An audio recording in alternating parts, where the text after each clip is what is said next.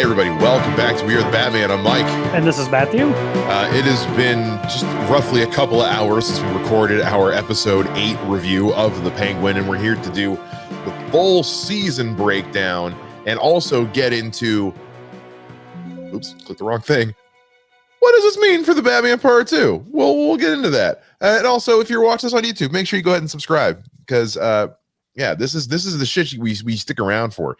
Yeah, you guys show up for the Creature Commandos trailer reactions and the Penguin reviews, but you stay for the podcast. So, so if you guys haven't been following along, if you're just a podcast listener, and that's fine too, and you haven't been following along with our episode by episode reviews over on YouTube of the Penguin, first of all, missing out, good stuff. But just to kind of catch everybody up to speed a little bit, Matt and I were pretty much unified on the same board as being big fans of this show right up until the halfway point. Yeah. This is not, Matt, I don't want to speak for you, so you can explain it. I think the show does, in my opinion, what a lot of shows that are streaming do, which is, and I'm not saying that I know this specifically, but there's like, hey, if you're going to do this show, it has to be this many episodes. Not what is the story? Will it be this many? I feel like at the end of the day, this probably could have been six episodes. I think the 5, 6, and 7 drag to me. And then the last one's like, we got to get all this done. Now, all of it's pretty good. Like there's none of it that I would say, like, really processing it, the show doesn't suck. It is what a lot of people seem to like. My wife always tells me you don't like intrigue, and she's probably right. But I think that's my only thing is I think the first 4 episodes are really, really good. And to me, 5 and 6 screech to a halt, and 7 doesn't quite pick up enough momentum to lead us into how fast that last episode is. However, I know I'm skipping ahead. The acting across the board is just spectacular. There's no way we're not giving out awards on this show.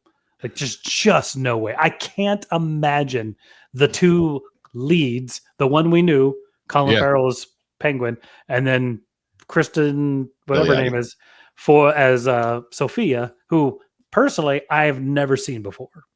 Mm-hmm. Yeah, you didn't. Yeah, Matt. We talked about this in our episode review. Matt's never watched How I Met Your Mother. You never watched The Sopranos or that couple of episodes of 30 Rock that she was in. Yeah, but she's. There's a couple times like I almost say she damn near steals the show. Like bullshit, damn near she does.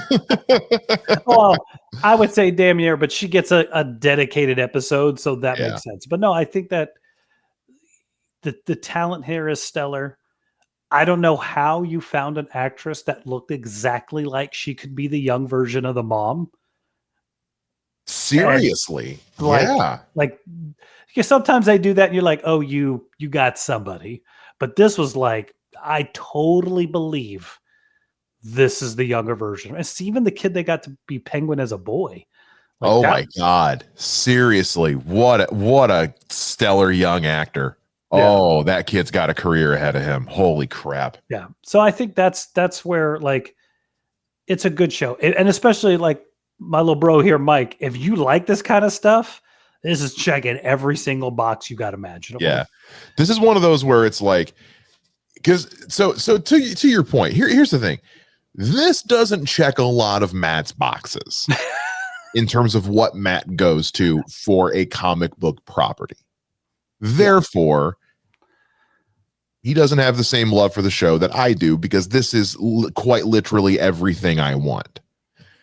So I respect Matt's opinion. It's when people like Kevin Smith say, I want A through Z, and then the Batman delivers A through Z, and he goes, I still didn't like it. And it's like, okay, Kevin, that's a you problem. Yeah, you wanted not to like it. I don't know what to tell you. Yeah, that's you spend too much time hanging out with Mark Bernardin, who just seems to hate everything he didn't write. But anyway, that's another story for another show. Yeah. I can't say enough good things about Colin Farrell, Kristen Milioti, Renzi Feliz, who played Vic, Deirdre O'Connell, who played Frances, Oz's mom, Clancy Brown, who's always good as Salvatore Marone. We had a brief appearance by Michael Zegan as Alberto Falcone. Didn't see it. Okay, Joel. We also had Mark Strong. Mark Strong. Thank you. Christ. You knew who I was trying to bring you. I kept saving him for last because I was like, I'll think of it as a younger version of Carmine Falcone. Yeah. What an absolute, and I'm leaving off so many names. I mean, Michael Kelly as Johnny Vitti is always good and everything. And the actor that played young Oz was Ryder Allen. Okay. Props. I mean, across the board. Who played Eve? Carmen Ejogo. I'm probably mispronouncing that. Across the board, there's not enough. This has been a great year for TV in general, especially geek TV.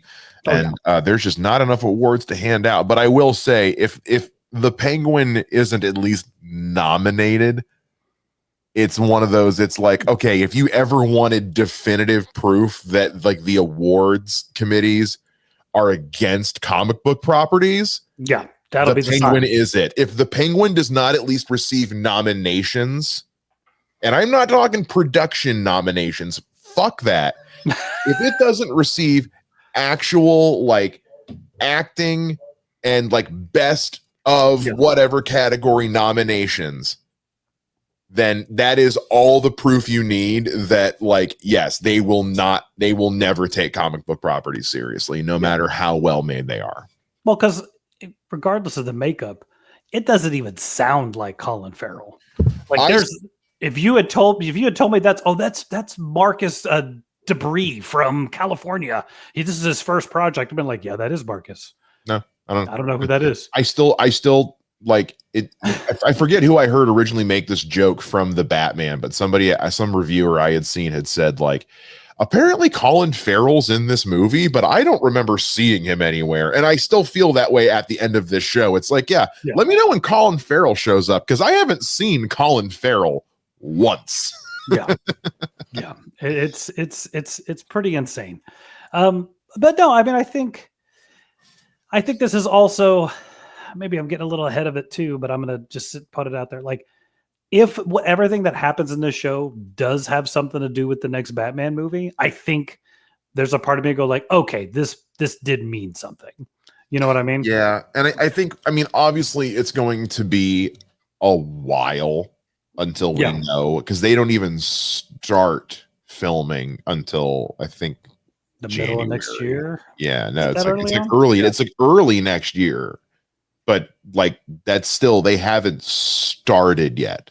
Yeah, the thing isn't slated to even be released until October 26th at the earliest.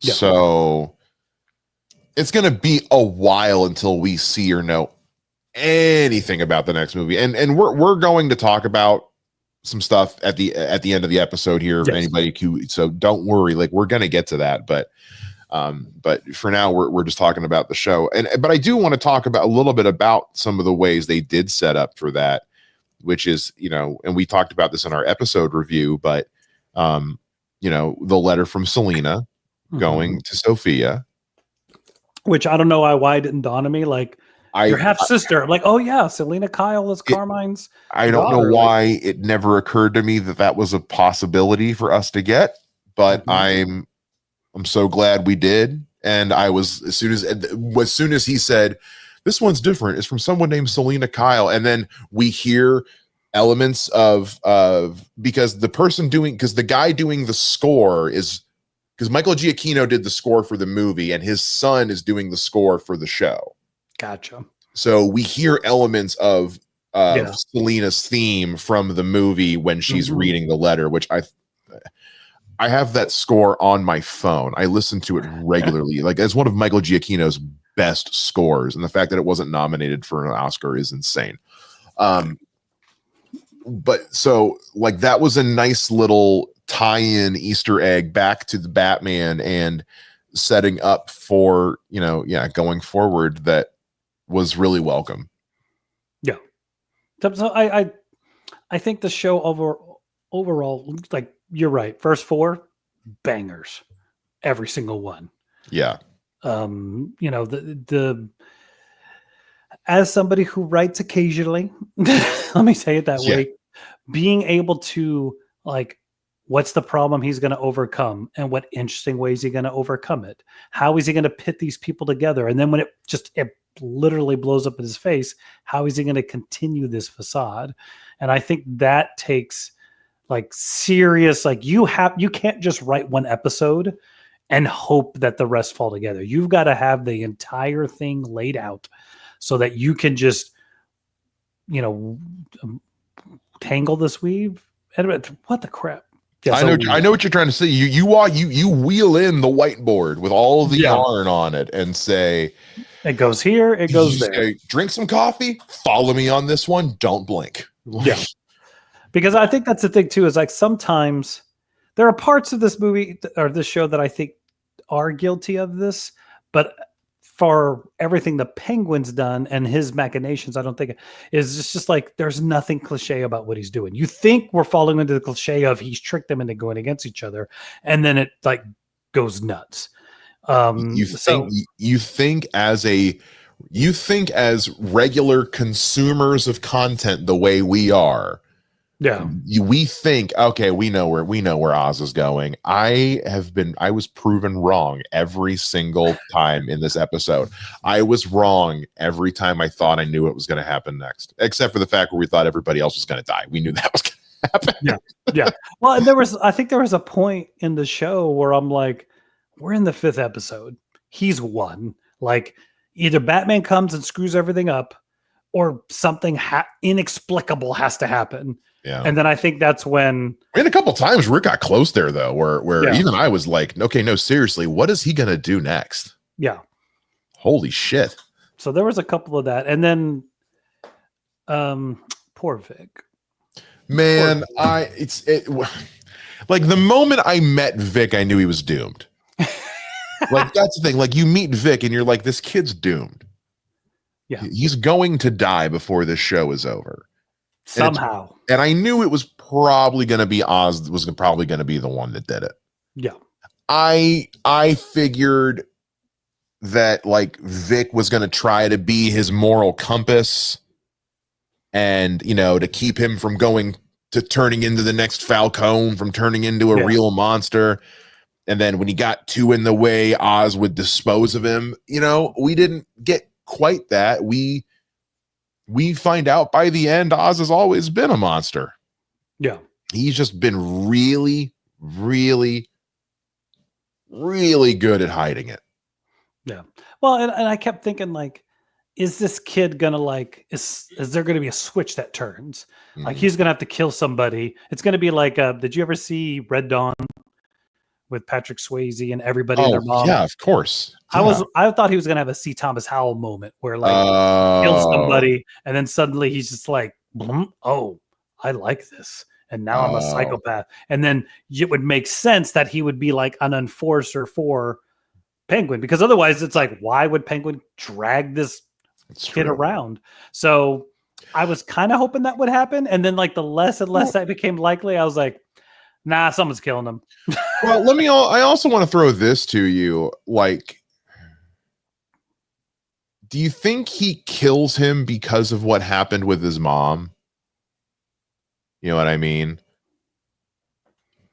Because he doesn't kill him until Vic says we're like family.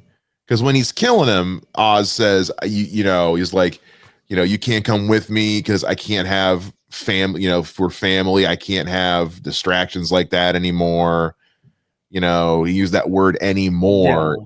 So it has me wondering, like, is he killing Vic because he's hurting because of what's going on with his mom? No, I took it as Vic knew everything, and he can't have anybody knowing some of the things that would create the cracks. Like, knowing that the Penguin has stashed his mommy in this place and he's dealing with how to do that, or that, you know, I think that, you know what I mean? Like all the things they went through to get Penguin where he is. As he says, there's no way I could have done this without you. And there can't be more than one. I think he kills him just so he can be, I'm the guy that did this, because he's not the guy. I don't disagree. Because everything we've seen of this Penguin is like, it's got to be me at the end of the day. Yeah. Like, I got to be the top dog. But I think him saying family was like, oh yeah, like I think he was there to kill him, and that was like. Do you think the family thing was just like that? You just made this a lot easier, kind of thing. Like, I think so. Was because like, okay, now it's definitely got to happen. Yeah, I expected him to do the Lenny thing. I thought so too. I thought as soon as he handed him the bottle, I was like, he's gonna shoot him in the head while he's drinking. Yeah, just no, out of nowhere. So then when he actually choked him out, I mean, I'm not even going to get started on the ridiculousness of that moment. Yeah, we by the way, guys, we currently have a poll going up on our Threads account that Matt didn't think I was going to do, and I did. I love it. We have a debate going over. I mean, we can get into it here a little bit. Like, I made my case in our episode review, but I just think everything that we've seen from Vic, and given the situation they were in at that point in the episode, I can get why at least Vic wouldn't have a gun on him. Yeah, I think like it's. We have a poll on Threads at WATB Pod if you guys want to go vote in it and see what you think. I think there's this little bit, and this happens to me as well in a couple things. Mm-hmm. Because I don't think he ever tells Penguin what he did to the guy in the alley when he shoots him. Yeah, he does. Remember, because he goes back and Vic says or Oz says is that guy from earlier going to be a problem? And he has that comforting moment and that's how Vic gets back to the apartment. Yeah. I think if there was somewhere a moment of him having a gun and looking at it and kind of either saying or going like, I'm not doing that. Like, I'll help you with your schemes. I'll do all this stuff. I'll be a runner. I'll do things, but I am not killing people anymore. Mm-hmm. Like, if there was just an inkling of, I don't normally carry a gun, I think I would. Right. I think that's my thing. I just kind of feel like they're on the run at that point. No, I get it. You're not wrong. You're not. No, you're. Or even if he pulls it. And Penguin's like, "Oh, you're gonna shoot me," and he grabs it. I gotta go back and watch the episode again. I wonder if because I'm wondering if maybe something like that happens, because there's movement happening. I watched it at 12:30 in the morning. I think this also may be one of those suspension of disbelief things where it's like caught up in the moment, survival instincts. I don't know what kind of. It is what it is. Yeah. Even look. Vic wasn't making it out of the show alive. Yeah, I honestly thought Vic.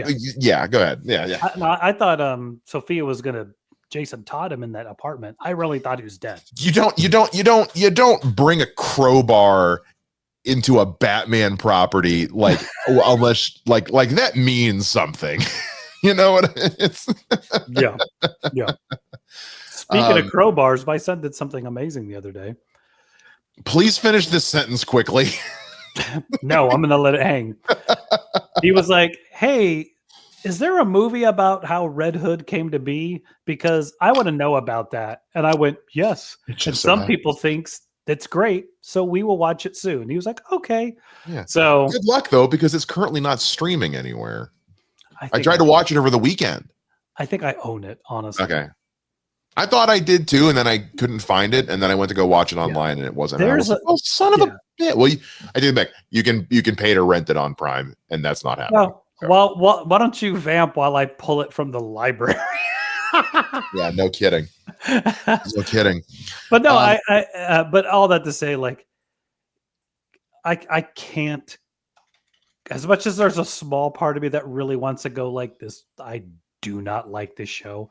I have to also I do not like it because it's not my thing. Not that it's crap. It's not your flavor of ice cream. Yeah, this is my favorite analogy ever is like it's just not your flavor of ice cream. Rocky Road doesn't suck. I just don't want any of those flavors in my mouth. Well, it's how I feel about deviled eggs, honestly. Like I love. Let me explain. I'm there. I'm there. I love eggs. I love like when I had my health shit go down and my doctor was listening to all the shit that I couldn't eat. I said, "Can I still eat eggs?" And he goes, "Yeah, of course." And I said, "Thank God." Yeah. I love everything in a deviled egg. I do not love a deviled egg. That having them all together at once in that texture and flavor profile it's just too much. It doesn't. I've tried. Yeah. I try them once a year. I've never had one I liked. My wife makes these amazing Cajun ones that have like a piece of country boy sausage in the thing. Well, that's cheating. You put a big piece of pork fat in something, you're gonna make it good.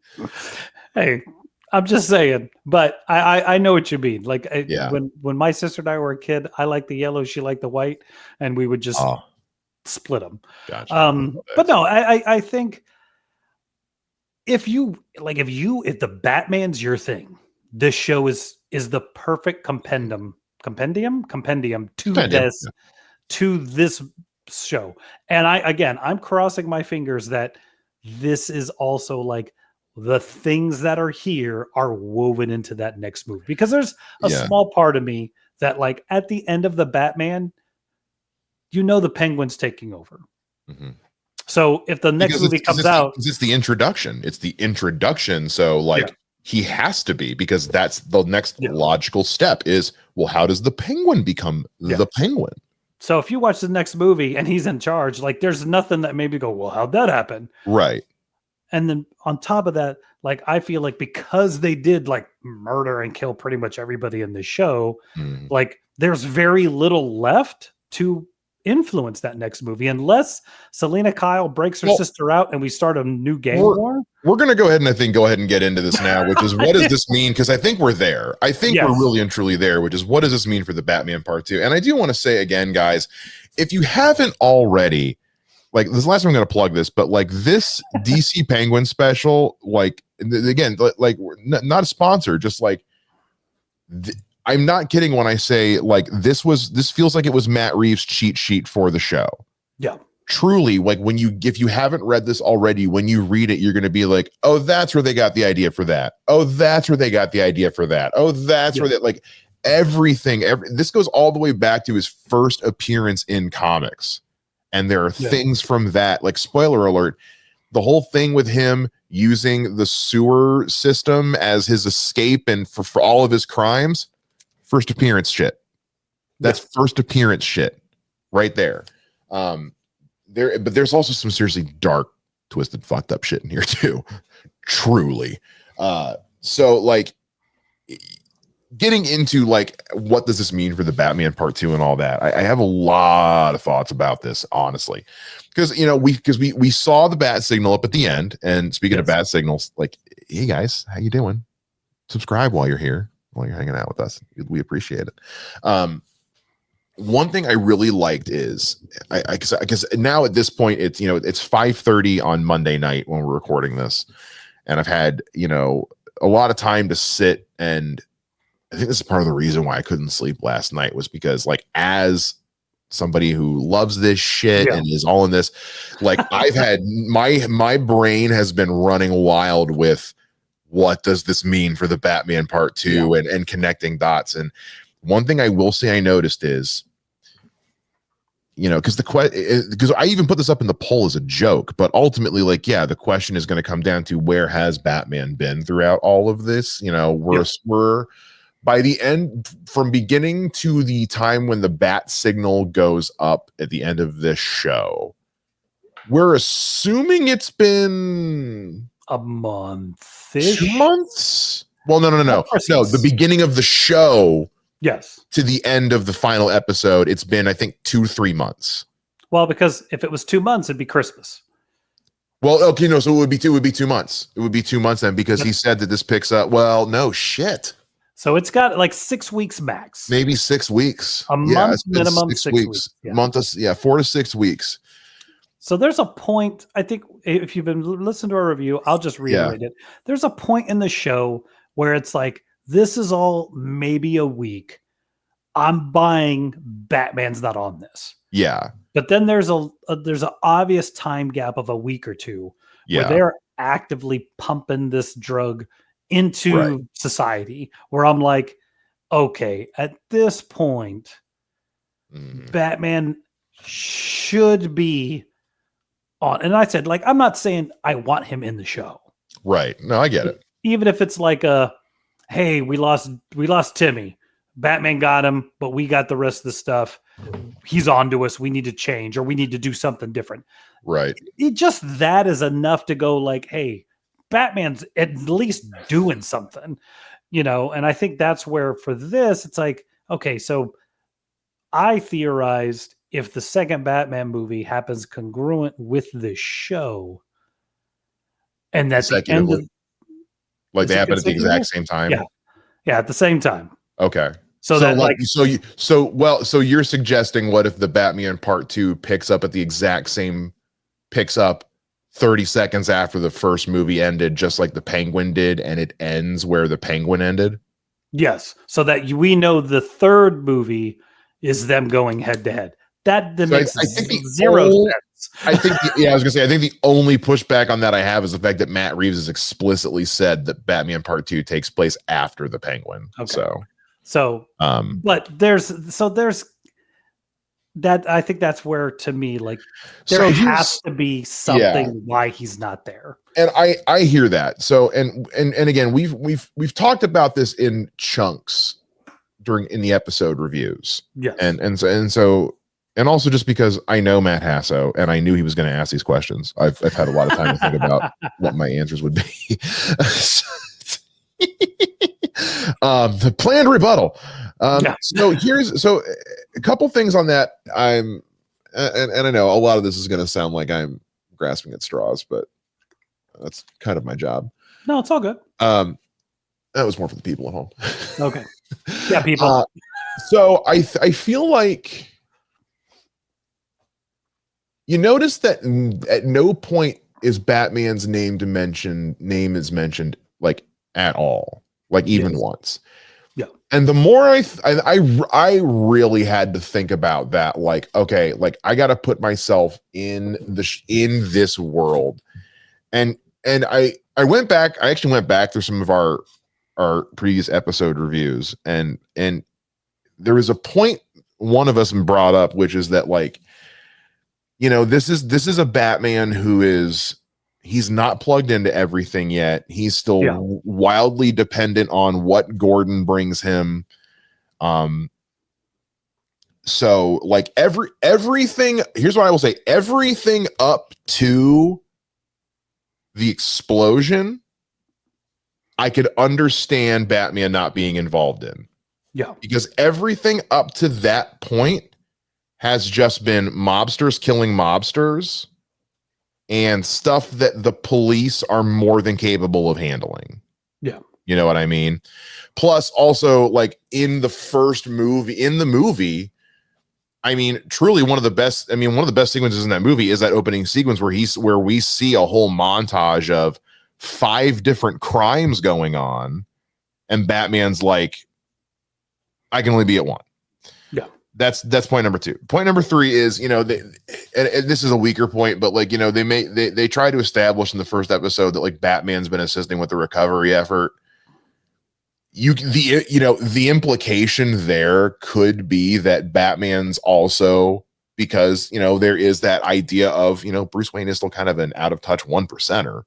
Yeah. The idea that Batman's not dealing with Crown Point, that he's only dealing with what's happening over there. It's it's another point.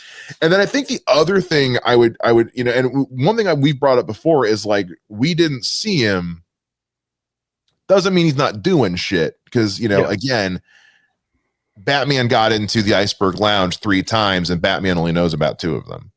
Penguin only knows about 2 of them. Yeah. Which kind of then takes me to my other point, which is I think the reason nobody even talks about Batman is that because I honestly feel like everyone just kind of fucking forgets about him in this world, because he's still so new. Because if you remember in the first movie, when he goes to the Iceberg Lounge the first time, he knocks on the door and doesn't get in. Like it takes him a minute to get into the Iceberg Lounge. Well, and he even also when he's says in there, he's only been doing it a year. Well, exactly. That's my point. Is like they still just refer to him as just some masked vigilante, some freak. That was in the movie was the first time Penguin had ever seen him. Because he's like, wow, you're everything they say you are, aren't you? Hey, I'm Oz. He calls him, they call him Vengeance. No one knows what to call him. So like, and then I think the thing that really drives that home is at the end when he's dancing with Eve, and the editing choice on this was so good, and there's no way this wasn't deliberate. But when he says, he's talking to Eve, and she's like, you're on top of the world. There's no one left to stand in your way. There, you got nothing left to stop you. Bat signal. They have forgotten that Batman exists, and because Batman is still so new in this world, they don't consider him a threat. Well, you know what I mean? I feel like that all of that circles the drain of, I get why Batman's not here and why they're not worried about him. I think that's what the next movie is going to be, which is like, because that was kind of what was set up at the end of the first movie, which is like, I've been operating in the shadows, just scaring the shit out of people. That's why, but the movie ends with him in the light with somebody reaching out for him for help, not wanting to be away from him. So I think that's going to be a lot of part 2 is that transition of Batman. We're going to start to see what that transition looks like, I think.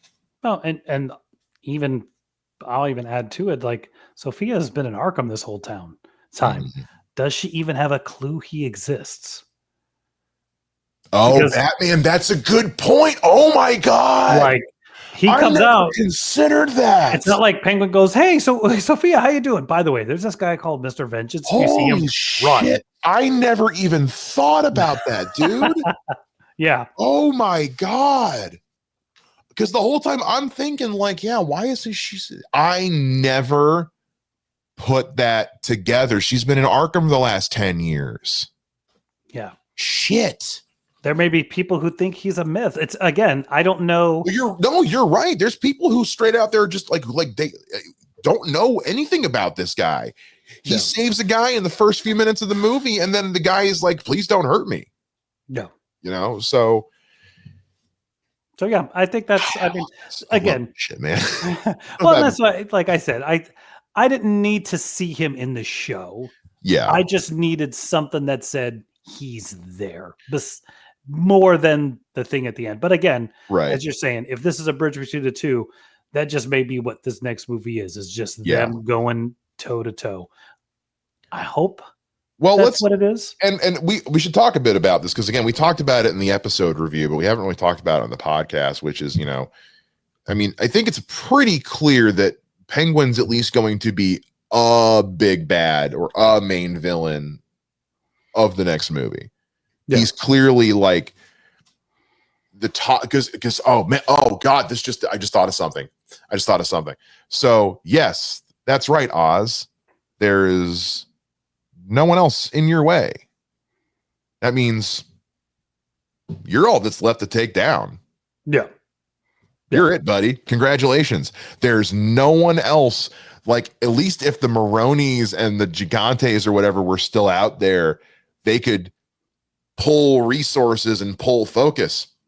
Now everyone's just looking at you. You're it, bud. Sorry.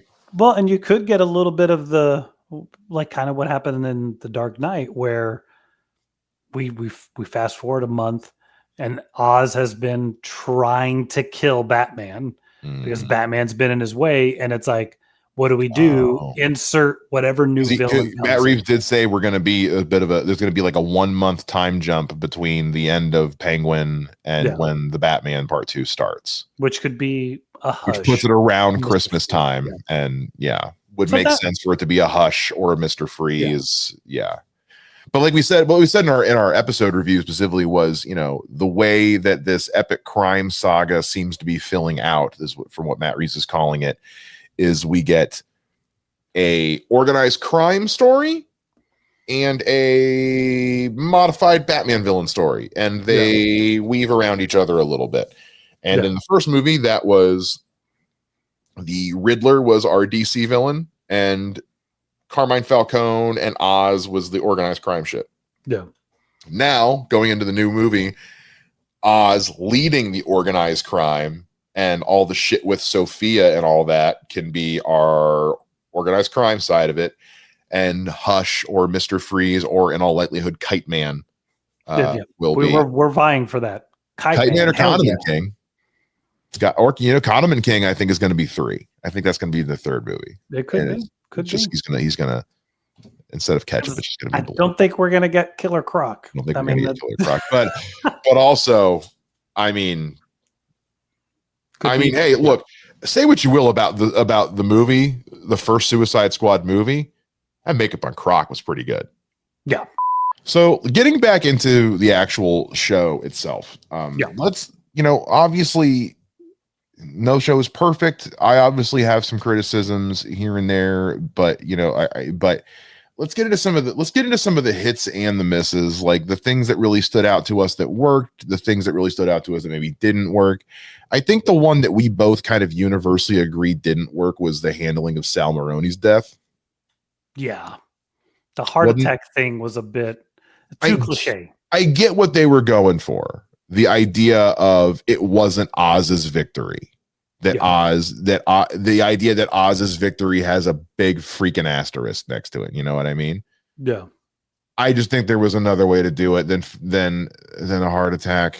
I mean, stray bullet falling down the stairs. I mean, because as I pointed out when we reviewed the episode, that's one of my pet peeves is because faking a heart attack as an actor, I don't care how good an actor you are, it looks dumb. Yeah. It looks dumb. It always looks dumb. It never looks believable. It always looks like you're faking a heart attack. So I wish they would have just done some. I'm not mad they killed Sal Maroni. No. I'm not mad they killed Sal Maroni. I'm not mad that they killed him and made it dirty for Penguin. I just don't like that it was a heart attack. Yeah. You know what I mean? To me, that just felt like they just, I don't know. I don't know. I get what they were going for, but I wasn't a big fan of it, really. Yeah. Yeah. No, I think that's, because I think that's when the show is really well written and then randomly defaults to a overly used cliche. It just sticks out more. Yeah. It was like, oh, that's what we're doing. Like that's almost the trip and fall on a knife thing. It's like a cliche. What that was? Yeah, it's like not no pun intended, but that's what we landed on. Yeah. Really? You didn't land on Vic shooting the guy or somebody else shooting him. Seriously, stray bullet. Come on. I think the stray bullet would have been, but again, I'm not. I'm just. What do I know? But even if it was like a misfire, and then he's like, "Dang, bro." I would take that. Drops the gun and goes off, ricochets. Anything. So that's where I'm like, I don't know. I really feel like that could have been something that would have been more intense because I think even now that I'm thinking about it, having Sal Maroni be able to physically manhandle the Penguin, but then somehow the Penguin is strong enough to choke the life out of Vic. Well, I know. I'm just saying. Vic's a 19-year-old kid. I know, but I think that's where I'm like, at no point in this show has he shown, in my opinion, that he is physically strong.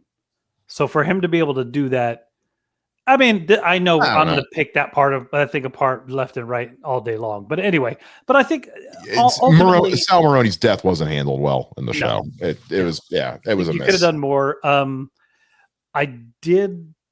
I really was like, is he just going to brain pan Sophia at the end? And the fact that he set her up to be taken into custody and go back into the nightmare that she's going to experience again, potentially for the rest of her life. Because let's be honest. Yeah. She looks more psychotic now than she did before. She killed her whole family. She killed another crime family, burned her whole house down. Well, but also it's like, congratulations, Sophia. Now you belong here. Yeah. You know, Yeah. like one of the things I appreciated was like, you know, when she goes to visit Eve and she looks at Eve and she's like, you think I'm the hangman? And it's like, okay, but have you done anything to change anyone's mind of that? Yeah. You know, but again, I realize at this point we're getting Sophia, who has reached full fuck it mode. So I'm not judging her either for saying that. It's like no, at this point we are getting Sophia, who behold her fields, for they are barren, no fucks groweth. Yeah. Kind of situation. I mean, and I said it before, I'll say it again. I think this could have been a really tight, solid 6 episodes. I don't know that we needed. I don't disagree.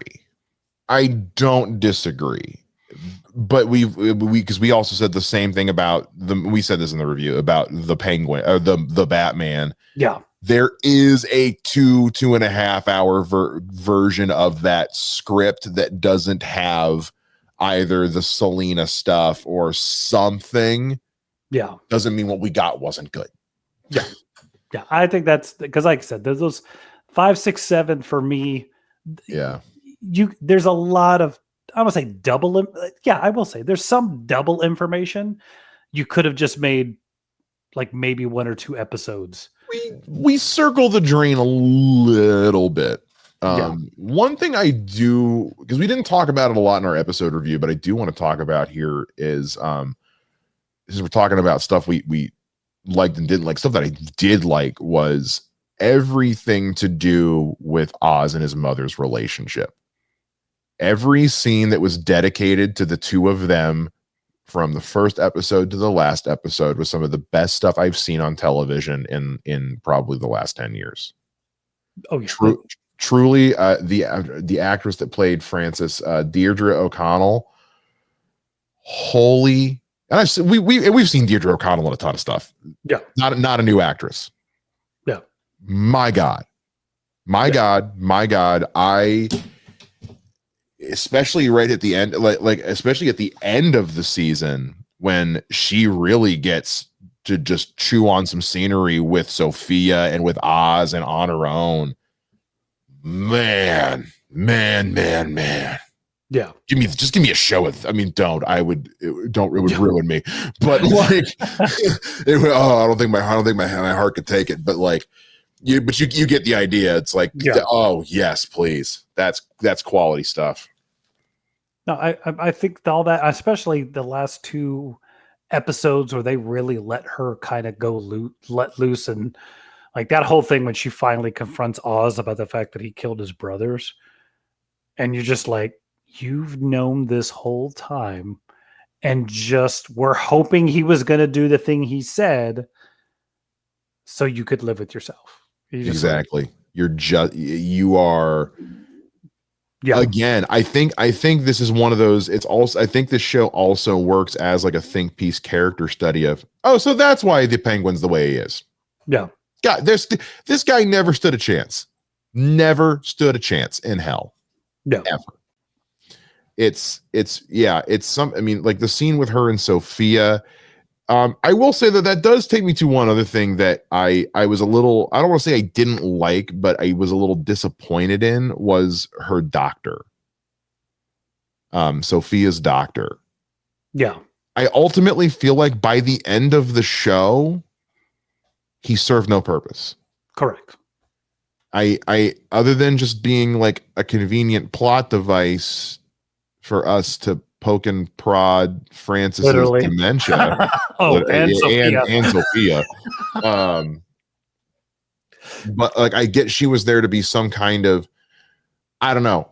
His character seemed like it just kind of changed depending on what the scene called for. I don't know. I was really bummed out because I love Shades. I love He's one of 2 or 3 characters in this thing that, like, no one listens to my demands, but like that better go somewhere. Like, that better go somewhere. Otherwise, I need him to have like to mean something in the next movie. Yeah. He better be Hugo Strange in the next movie. I was waiting, I know, and like I understand that part of this is my own my fault for setting my own expectations too. I recognize that. I own that. Yeah. but I'm also watching a comic book show. Yeah. Set in the Batman world in DC. You've got a gazillion existing characters to pull from. Yeah. You don't have to commit to anything. Yeah. It doesn't have to be Jervis Tetch or Hugo Strange or Jonathan Crane. It Or could Mr. just Zaz. I mean, yeah, it could just be kind of like we had in Sophia's episode where the one reporter was Summer Gleason. It's like, oh, cool. That's neat. You could have had it. It just, I don't know. I don't, and maybe somebody who's smarter than me can explain it to me, and I'm here for it. Hey guys, let us know down in the comments. And while you're on your way down there to comment, subscribe, because it's on the way. You got to pass the subscribe button to go comment. So we promise not to inundate you with nonsense. Bullshit. We're going to inundate them with nothing but nonsense. That's what we do. That is kind of the whole show, isn't it? Kind of the whole thing. But yeah, I'm really struggling with, again, he just kind of felt like he was there to be a plot device to help us get Sophia from point A to point B a couple of times. Yeah. I love the show, guys. Don't come at me. It's fine. I fucking love this show. Yeah. But we're nitpicking. I had to make a criticism. Yeah. It was the psychiatrist didn't really fucking do anything. Yeah. So yeah, I don't know. Yeah, to your point, it's like, where's this going? Yeah. But also to your point, I mean, as if I couldn't already be, but if I wasn't already, I am monumentally more ready for the next movie. Yeah. Yeah. So we'll see. We'll see. I mean, that's all we can, and it'll be exciting. Hopefully, as they announce some stuff, we can get more into educated guesses of what's going to happen. Yeah. But and I will say, to tell us something. And I will say, we know that they can pull from D, because we remember we had a magpie appearance in this show. Again, not on my bingo card. Never. Never. Because as soon as I heard magpie, I was like, the one from Beware the Batman? Really? I know she's been in other shit, but come on. We are never covering Beware the Batman on this show. Not even as a retro. You guys, there's no amount of subscribers we could get that would make us go back and watch that show. Or Gotham Knights. It's a very short list of things we won't touch, guys. I think I tried to watch and couldn't get past the intro. It's like, he looks like Toothless.